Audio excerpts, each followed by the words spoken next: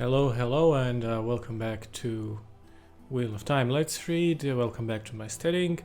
We are back to A Winter's Heart, the ninth book in Wheel of Time series, and this time I will be covering chapters 11 to, well, the rest of the book, to the chapter 35. Why did I decided to do that? Well, because I think it would be too much if I did two separate videos, because a lot of things do happen, but not as much as it would warrant more material.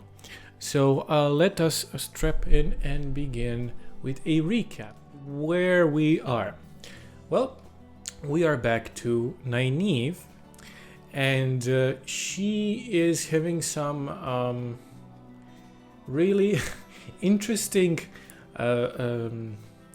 teaching and learning experiences with the sea folk, because sea folk have their own idea about formality and teacher-pupil relationship and all that, and she is having some not that she is herself having difficulties, but the whole process is quite, well,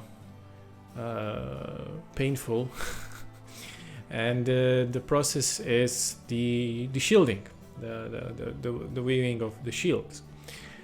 And Curand, who arrives there disguised as a disgusting looking man with a huge mole on his forehead, and no one, it's like that scene in one of the Austin Powers movies where there's this guy with a huge mole, and no one can focus on what they're saying because their mole is so prevalent, so big, that every single person just focuses on the mole and not on the person.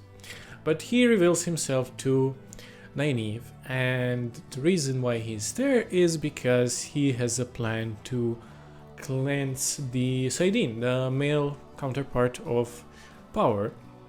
And not only he intends to do that, he actually has the means to do that, because he has two Terran Angrials that he found in Roidian, and they're kind of a small male one and a small female one, and he would use theoretically the male one and she would use the female one, but in the meantime he asks her to just keep those on her person until he calls for her, because first he needs to deal with the renegade Ashaman. But Min actually, since he's there in the palace, Min actually convinces Rand to confront Aviendha and Elaine. So all three of them have this, I guess, heart-to-heart conversation. And as a result, happened something that I did not expect at all, which is Min and Aviendha and Elaine all bond Rand as their warder at the same time. And when they bond him, they can see that he is in constant pain, in constant suffering, because he has that first wound from way back when, and the second one that's also half healed, and even the scars, the heron mark scars, are also not exactly pleasant. And then cue the scene where Elaine wants to bone him, and she does, and he leaves her a pretty little flower on her pillow in the morning. But meanwhile, Aviendha and Min want to get to know each other better as, I guess, sister wives. I don't know if sister wives is the term that they officially use. I think they are not. I must have missed it, but that's what's happening, and they all get nice and proper drunk with Brigitte. And what happens there next is Nynaeve actually does something sensible, which is when Rand is insisting on doing one thing before trying to clean the Saidin. She insists that, Rand, hear me now. I'm not I'm not part of the help. You cannot just summon me when you feel like it. If you are going and trying to accomplish something, you better call me. And so Rand is convinced, and Lan and her and one of the Damane, Olivia, they go together. Cue Katsuane. She has some business in Karen, and we have a short scene with Verin with on her quest to find some kind of poison. But then happened something that brought me much joy, which is Alana fainted because, surprise, surprise, Rand bonded 3 people. Well, Rand was bonded to 3 people at once, and she faints. And I take small pleasures in suffering of Alana. And that sounded sadistic, but yeah, I don't think she's a good person. Next, we have a interesting scene with Forsaken, where there's this sort of a gathering of the last remnants of Forsaken. I mean, there are quite a few of them left, but they have a meeting, and one of them, Sindane, reveals to the others that Rand plans to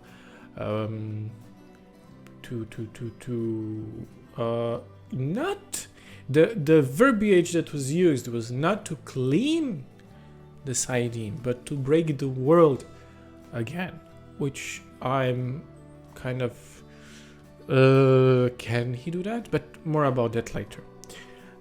Then we have a scene with Tuon, the Shanchan lady, and she is the prophesized daughter of the 9 moons who was promised to become Matt's wife, or maybe it's the other way around.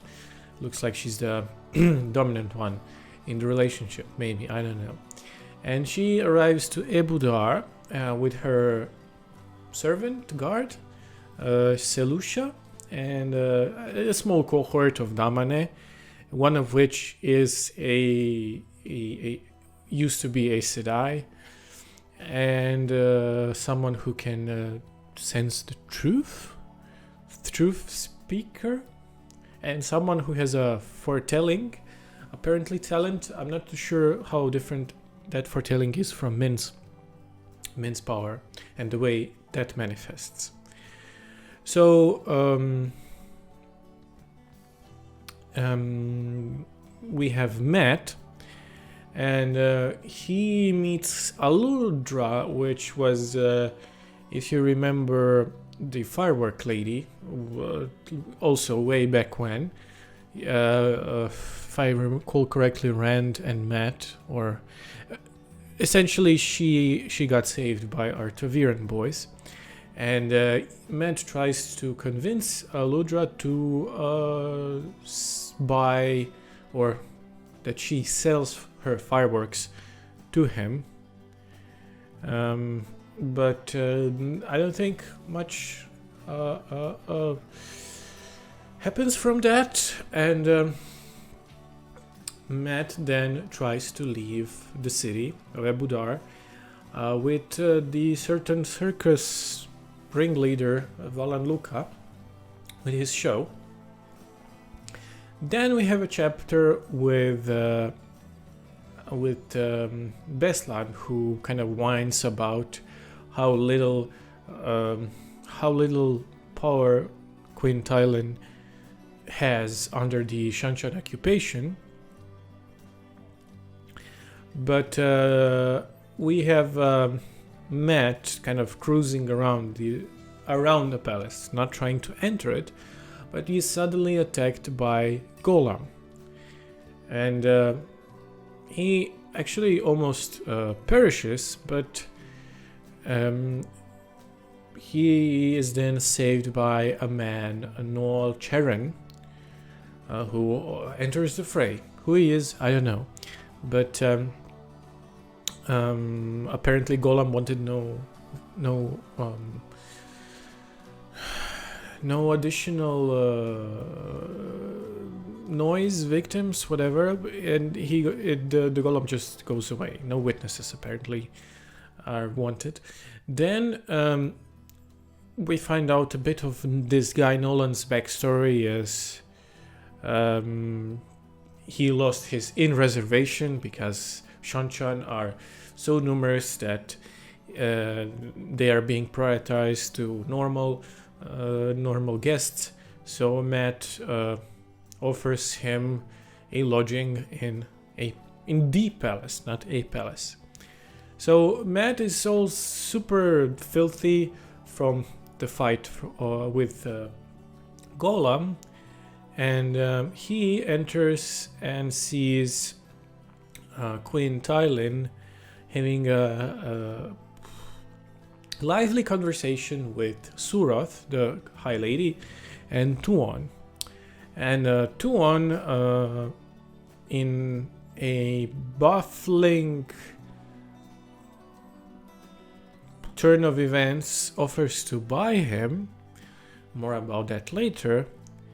But the others say that he's a free man and piss off. And she also at some point tries to buy his weapon, the spear, which is not cool. So Matt is there with one goal in mind, which is to warn Tylin of the Golem roaming around. And he also suggests that, well, he should go and not to kind of endanger anyone. But Tylin just teases Matt, which is, yeah, whatever. So Matt begins his quest to move his stuff outside of a palace to a secret spot he has. But there he finds a bellmaker, and he finds some notes by Aludra. Well, notes, it's kind of a riddle, not note. But he cannot solve it. And then he also has a spot in a Wandering Woman, which is an inn he used to frequent in the past. And when he enters there, the innkeeper lady, Sitel, asks Matt for help, which is to smuggle out an Aes Sedai called Jolene out of the city. So their cue cheesy, I guess, action-adventure scene where Matt has to kiss the lady because the guards that are looking for them are driving by, and yeah, there's that. So he's not detected with the Aes Sedai lady, but what he realizes now is that he is in, well, proverbial debt to Teslin, who is, surprise, surprise, Red Sister Aes Sedai. But she is enslaved. She is turned into Damane. So he visits her and promises to help her, to free her and her, I guess, friend, fellow prisoner. Then we have what? We have a woman called Bethamin, which doesn't sound like a female name, but what do I know about their culture?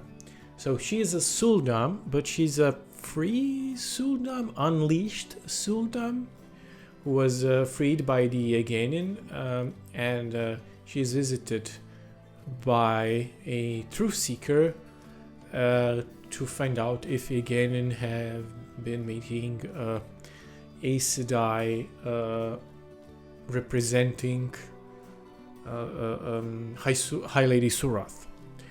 So, as this girl is spying on Eganen, well, she intends to spy on her, but what happens is she runs and to Eganen, because she doesn't turn on her because she was, well, I guess freed, which is only natural. She feels immense gratitude, and she asks for protection. And we have Bail Domon who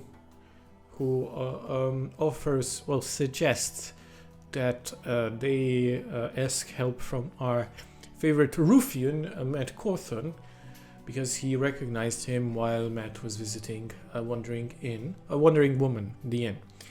And he also suggests Matt's friend named Tom Merlin, which we haven't heard or seen Tom in quite a while, which is a shame.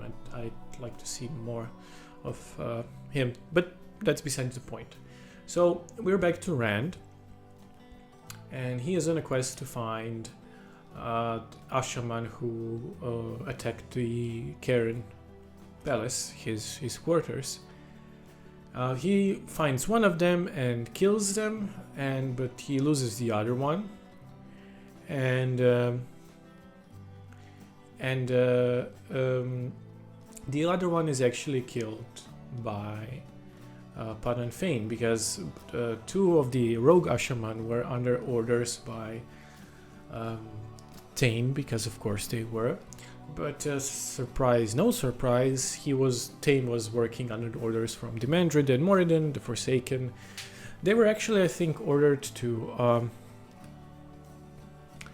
not execute orders of killing Rand by themselves, but they did, because I guess they were trying to prove themselves. And the other one who survived Rand's wrath got killed by Padan Fain. And there's also this Isam dude who tried to kill Rand and Mind, but he fails, which is good. So we are back to Katsuane, and Katsuane brings one of the Windfinders, Shallan, to find Rand in Farmanning. And her explanation is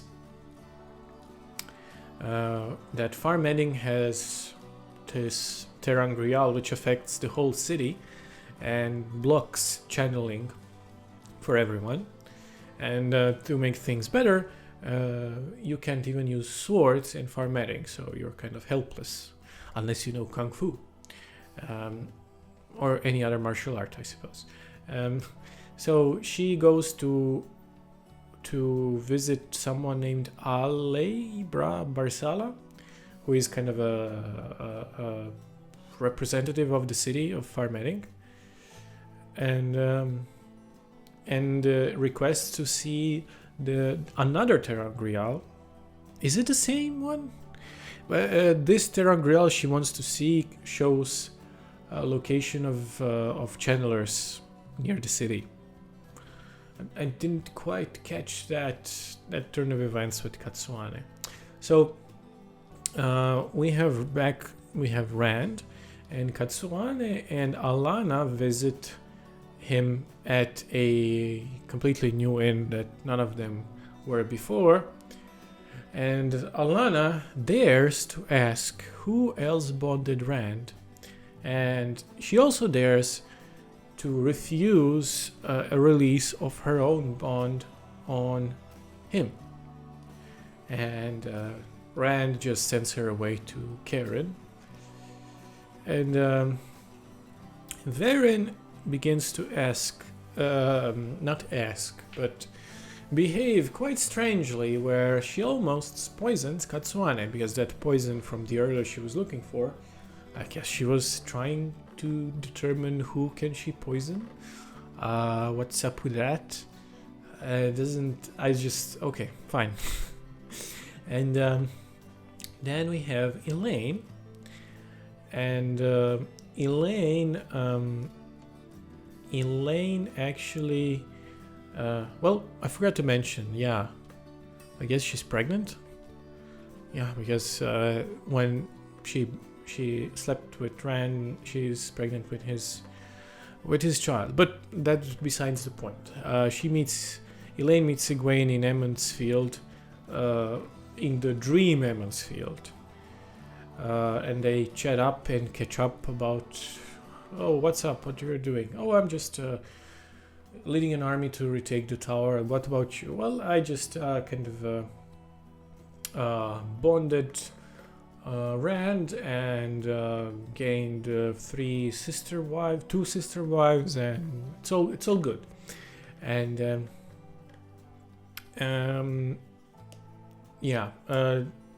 they also find out that Borderland armies, where they are located, their movement, and Elaine then goes and visits the Borderland armies and permits them to march through Endor to find Dragon Reborn.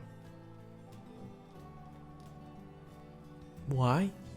I don't understand why. But anyway, when she gets back, she finds that some of her political opponents have led several smaller armies that are marching on the city. So the city of Camelin is preparing for a siege. And we're back to Tylin and Suroth, who go to Altara.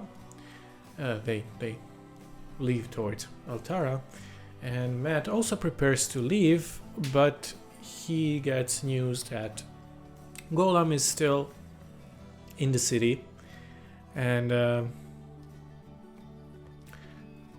that's disturbing. So he has this plan to smuggle Jolene from Ebudar as he promised, but the other lady, the former Aes Sedai, Setel, no, that's not Aes Sedai, that's the Enlil, I don't remember, but one of them anyway cannot wear the bracelet. So what Domon does then is he finds him, first of all, takes him to Eganin, and Eganin reveals that she was the one who helped Elaine and Nynaeve in Tanchico, so you owe me. And so then Matt asks about 3 Suldam, if she has 3 Suldam who can maintain silence, who can be quiet, and lo and behold, she does. So Matt then coordinates his plan of escape with the band. He organizes a diversion of sorts, and then he waits until dark, and then Eganin arrives with her Suldam, and ho they go. And then a bunch of people exchanging other people, a lot of names. So Matt frees Damane of Sea Folk Persuasion, and then again gathers Teslin and Edessina, and then he runs into Tylin, who already returned from the visit with the Suroth. He fights with her and then ties her up, and then wants to leave her and execute his plan, but then it slips out that she is daughter of 9 moons, and I don't know what possesses him to exclaim to everyone, oh yeah, this lady that I just beat up and tied up, she is my wife, and he takes her with him. So we're back to Rand. which is good because I was getting a headache with with the math chapters. Not because they were not enjoyable, they were, but a lot of people. And Rand is on his quest to find the rogue Ashaman, and he runs into Varen, poison happy Varen, and Varen invites him to visit Katsuane's hacienda later that day. And Nynaeve kind of tinkers with the ter'angreal she brought some time ago from Cayman, and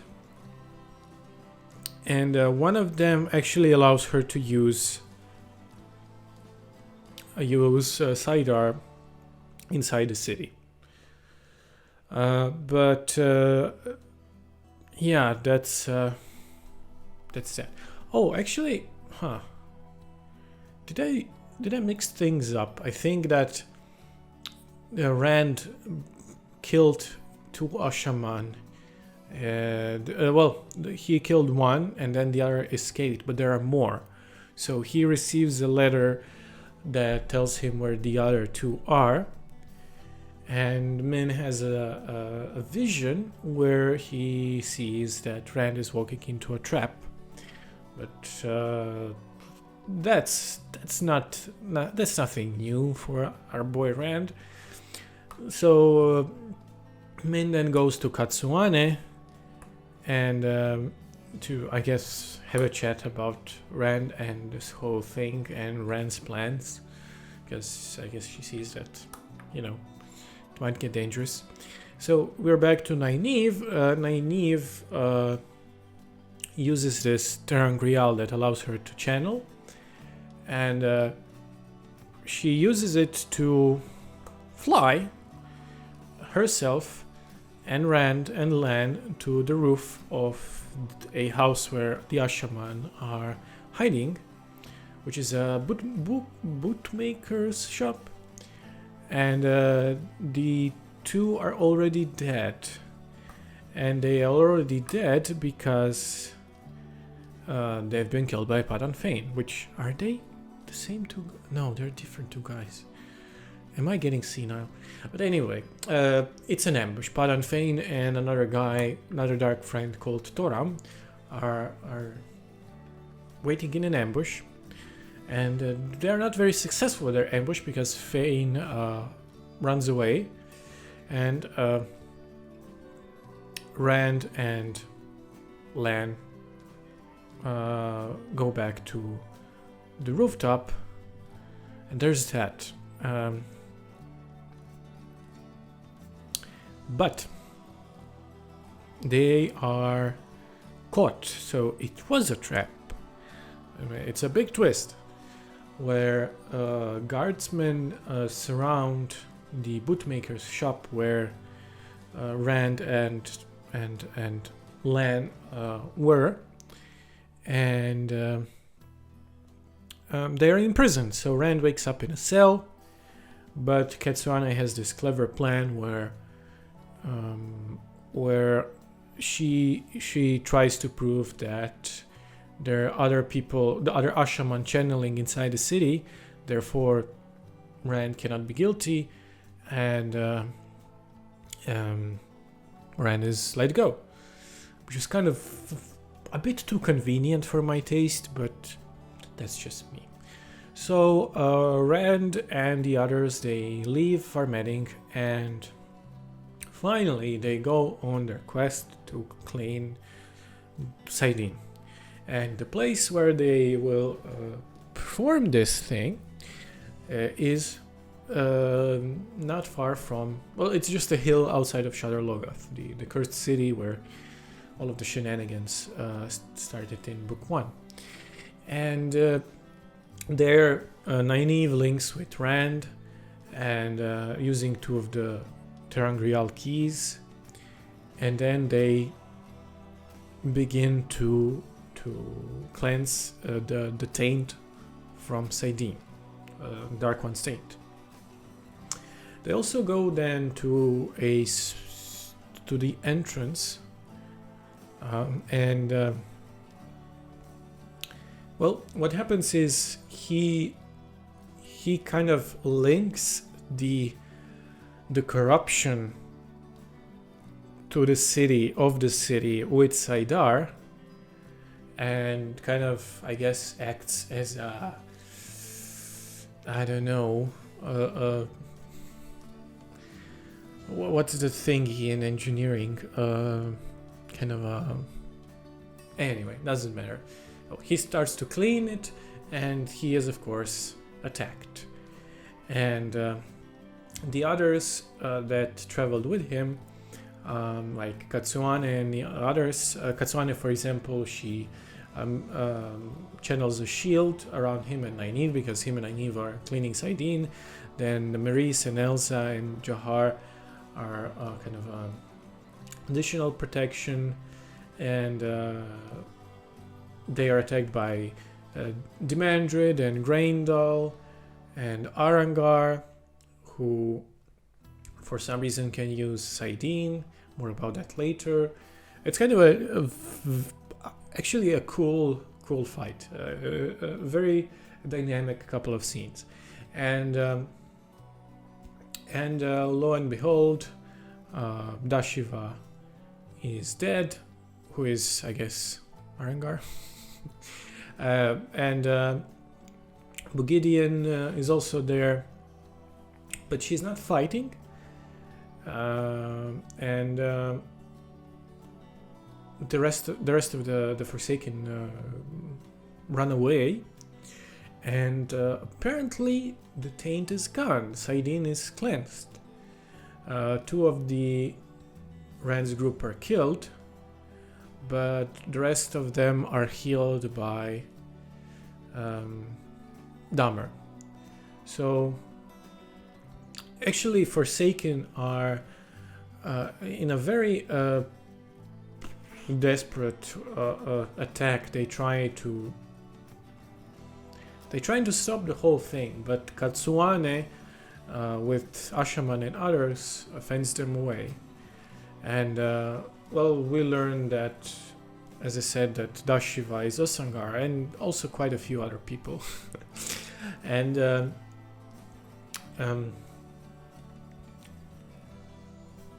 it's done. The deed is done.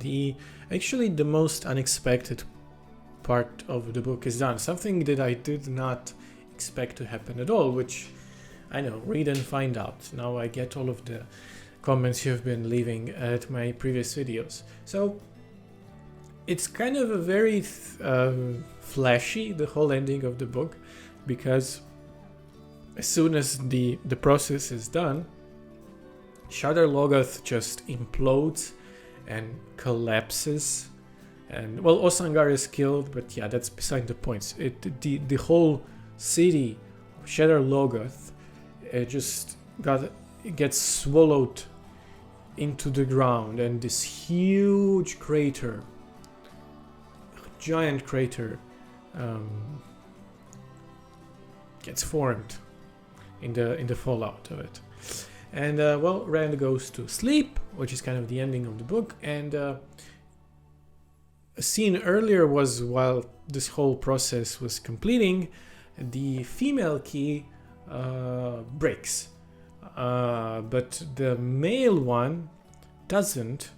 And Ketsuan has apparently sticky fingers, and she steals it from Rand's person while he naps. And there's that.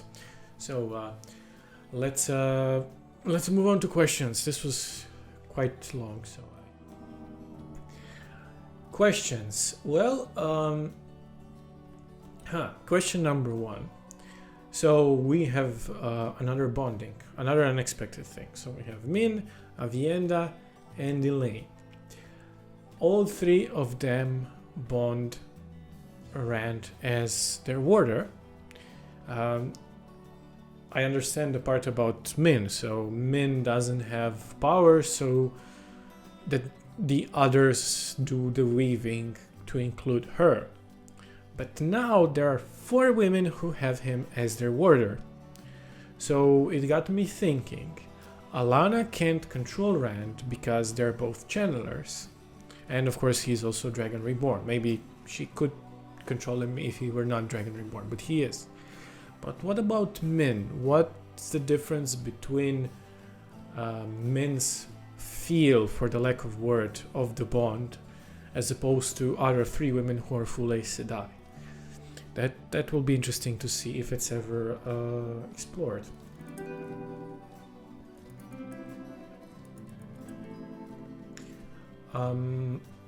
There was a bit about breaking the world again, and that's kind of a hypothetical, but what would that entail?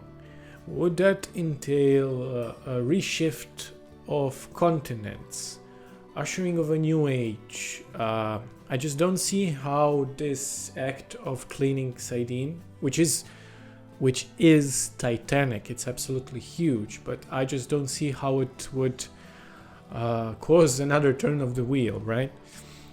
I just don't see how would that bring that much change. It is a enormous change, but just a level higher would be another breaking of the world. And I don't see how would allowing male channelers to be normal again, to be born normal again, cause inadvertently another breaking. But that's a complex matter, I understand. So there's this guy Noal Sharin.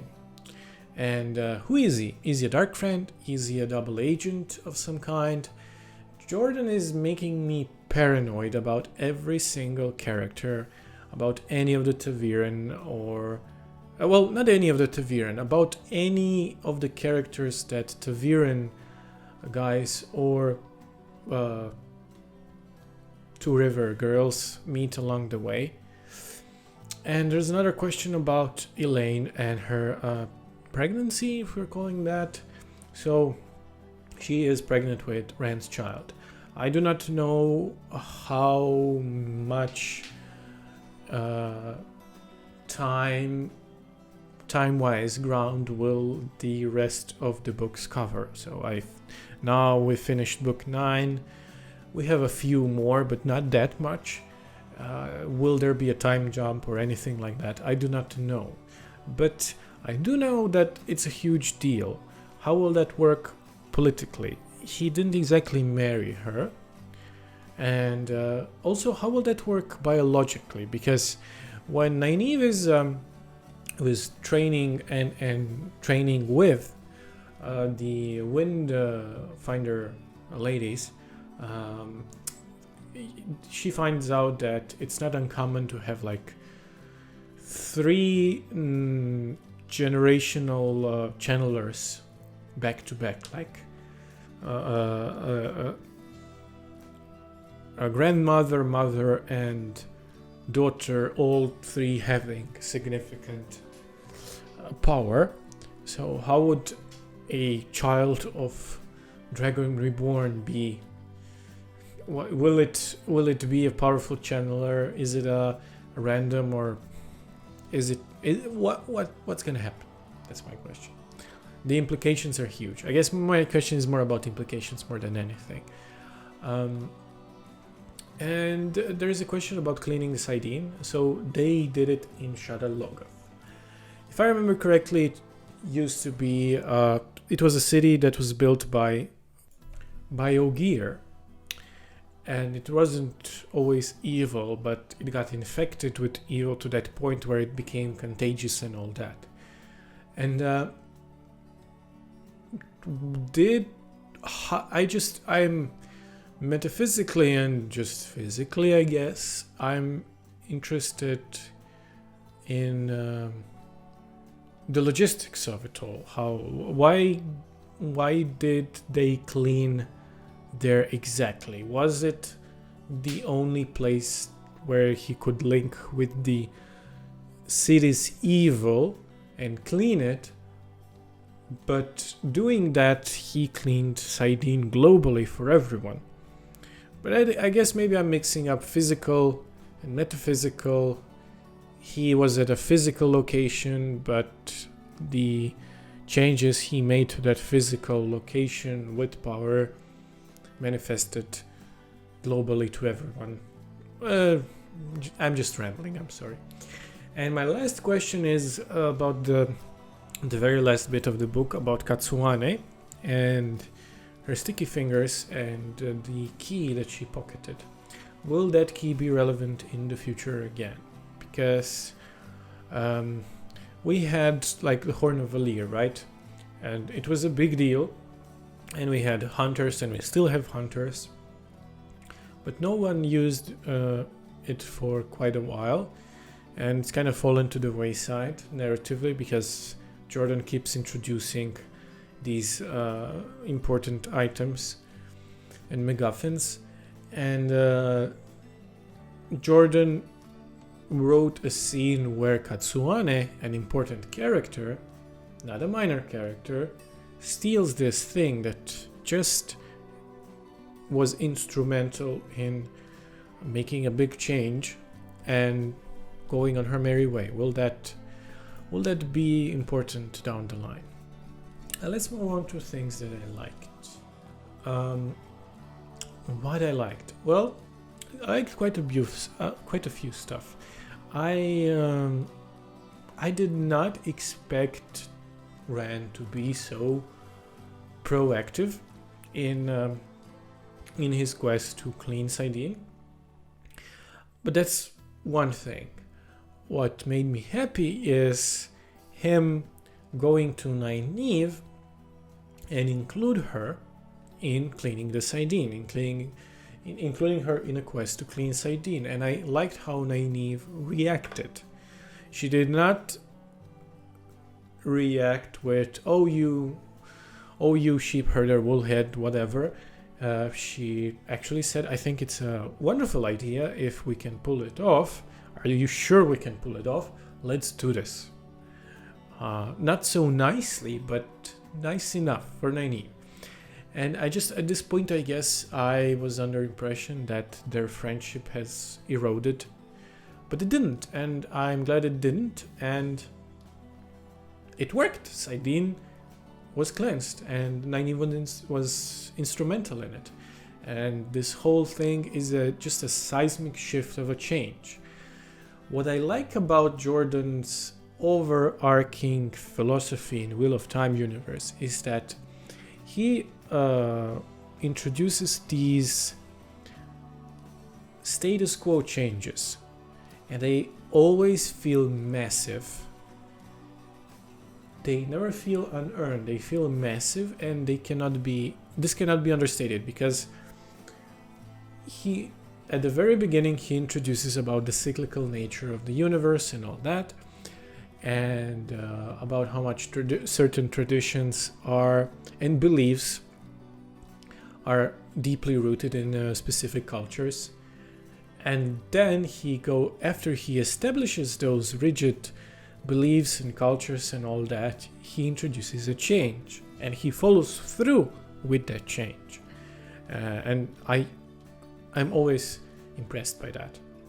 And I also liked sort of a change in writing, but it's more of a whole book review thing. First 10 chapters were much more focused on character work, but the rest of the book was actually quite a bit plot heavy. Not as plot heavy as the previous book, but plot heavy all the same.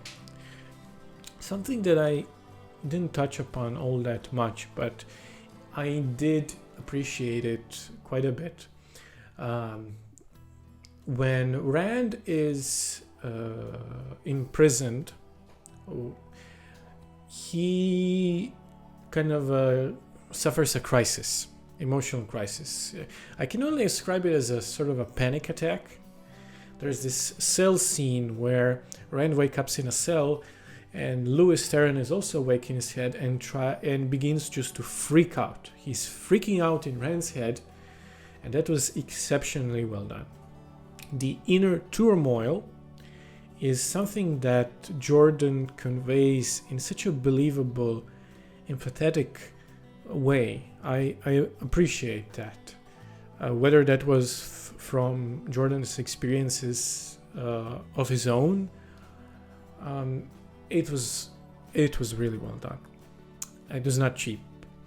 And lastly, the thing I liked is something that could also be made into a question, but Erengar and her use of Saidin, or I guess his, it raises a lot of hypotheticals, and I'm fond of hypotheticals when it comes to Wheel of Time world building, because she was a Forsaken.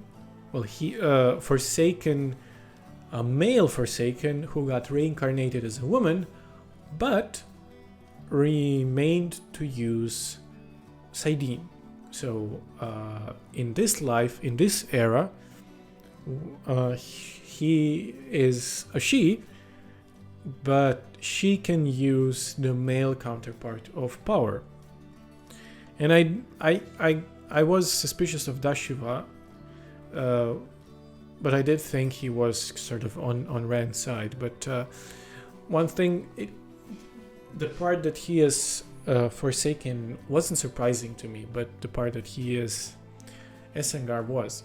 But just the whole implication about the reincarnation cycle, the soul, apparently the soul is gendered, and the gender of a soul matters in the reincarnation process, which got me curious. I mean, is it possible that Dragon Reborn can become a woman, or I don't know. I mean, it's all interesting. I'm rambling again. And let's move on to things that I didn't like. This is gonna be a question for fandom, of several questions for fandom. So I know that Tuon comes from a culture of slavers, and I understand that. But that scene where she offers to buy Matt was kind of squeaky. Was that intended? Maybe it was intended. What's the fandom's stance about that whole relationship? Because for me, the whole prophecy bit about Daughter of the Moons and the way it got executed was a bit too convenient, and I'm just not too sure about the execution. I'm not too sure about that whole relationship either. And another thing that I didn't like, well, that's a continuing point, which is Alana, who continues to be the absolute worst person ever and refuses to release her bond to Rand. And apparently it's possible to dislike this character even more. I've reached new depths of my dislike towards this character. And my final point of things that I dislike is just the weight of characters is becoming a bit much. Does anyone feel like this too? At this point, I feel like the number of important characters is becoming too great. I feel like Jordan is introducing characters left and right, characters that have important function, but he is not letting go old characters, which I understand, but it all seems kind of too much, too crowded. What do you think? And that's about that. Let's leave it to a full review, shall we? That's that. I once again want to thank my Patreon supporters, and new song is coming soon, and please do subscribe and like if you're so inclined. Leave suggestions if you want me to cover something else. I'll be reviewing other books very soon, and thank you for watching. Bye bye.